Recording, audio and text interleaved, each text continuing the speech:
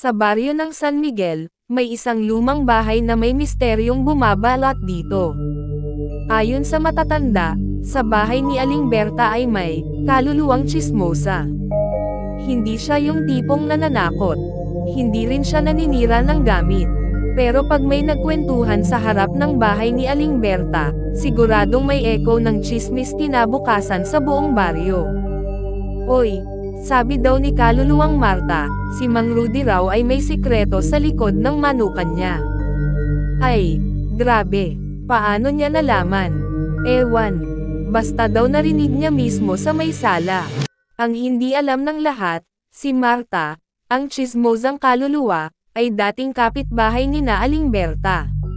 Noong nabubuhay pa siya, siya na ang reyna ng tsismis.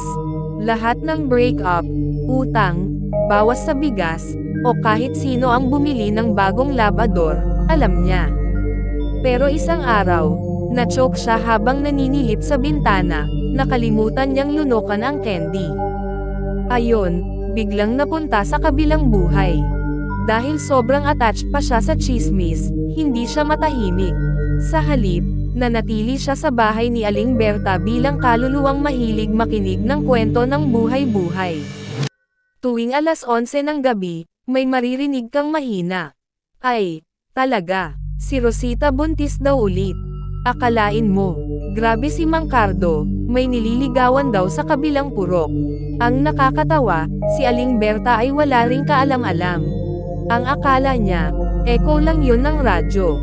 Pero isang araw, may dumating na bagong tenant, isang binatang manunulat na si Miguel, na mahilig sa katahimikan. Sa unang gabi pa lang niya sa bahay. Miguel, parang may narinig akong bulungan. May kapitbahay bang nagvividyoke ng tsismis? Marta, ay sorry, nakalimutan kong multo lang pala ako. Hihi. Napabangon si Miguel. Nakita niya ang isang manipis na anyo sa may aparador, naka-duster, may bigkis pa sa ulo, at may hawak na invisible na tsaa. Miguel, anong klaseng multo ka? Marta, huwag kang matakot, I hope. Hindi ako nananakit, nakikinig lang ako ng chika. May bago ka bang kwento riyan? Love life mo, siguro. Miguel, dahil sa kakulitan ni Marta, napilitan si Miguel na makipagkaibigan sa kanya. Sa gabi, siya'y nagkukwento tungkol sa writing niya, at si Marta ay nagbibigay ng unsolicited advice.